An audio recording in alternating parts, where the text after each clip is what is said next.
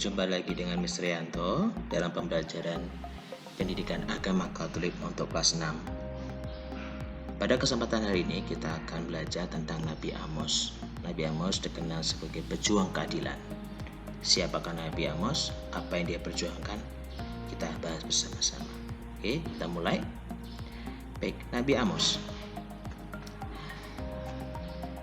Ketidakadilan yang dialami di berbagai bangsa menimbulkan namanya kecenderungan sosial, ya kan? Misalnya kasus korupsi. Apa itu korupsi?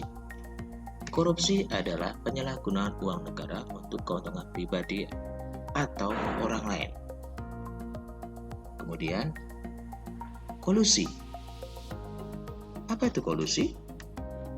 Kolusi adalah tindakan persekongkolan, perbuatan tidak baik demi mendapatkan keuntungan. Selanjutnya ada nepotisme. Nepotisme adalah tindakan memilih kerabat atau sanak saudara sendiri untuk memegang pemerintahan. Nah, inilah yang terjadi di berbagai belahan dunia, termasuk Indonesia. KKN, yaitu korupsi, kolusi, dan nepotisme. KKN ini sudah terjadi jauh-jauh. Pada zaman Nabi Amos, ini juga terjadi. Ya, keserakahan yang dibuat manusia selalu merugikan diri sendiri, keluarga, dan masyarakat.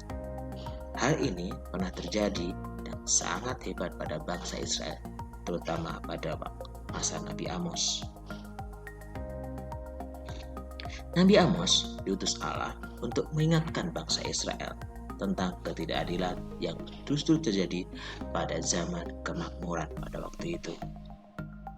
Ya, Nabi Amos sering disebut sebagai pendekar keadilan karena ia selalu berdiri tegak pada keadilan Allah. Kita lihat situasi masyarakat pada zaman Nabi Amos. Pertama, adanya kekayaan dikuasai oleh sekelompok orang yang serakah. Kemudian, orang-orang yang berkuasa pada waktu itu dan kaya menipu dan memeras orang-orang kecil. Dan terjadi juga di keagamaan, yaitu upacara keagamaan yang meriah hanya merupakan kedok untuk menutup kejahatan mereka. Ibadah mereka itu hanyalah ibadah palsu.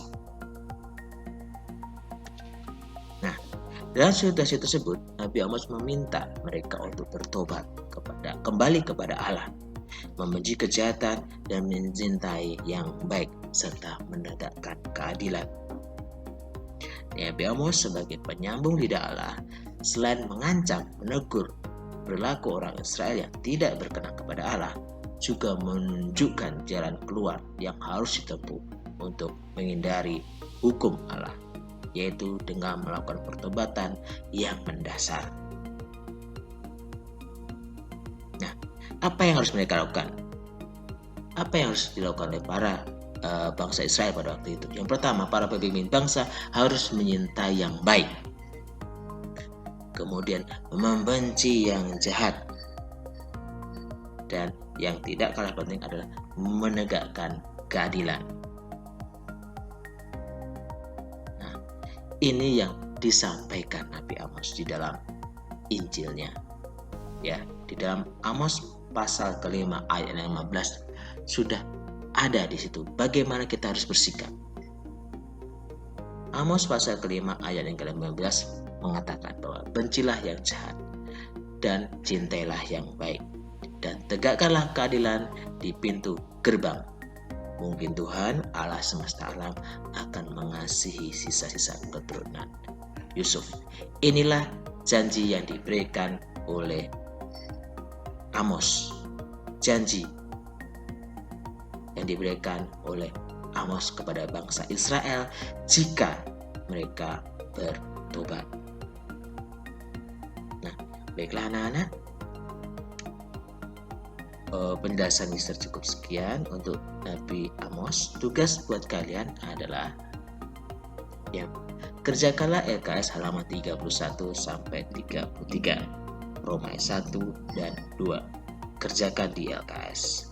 Dan ingat, kirim foto ketika kalian mengerjakan dan hasil pekerjaannya.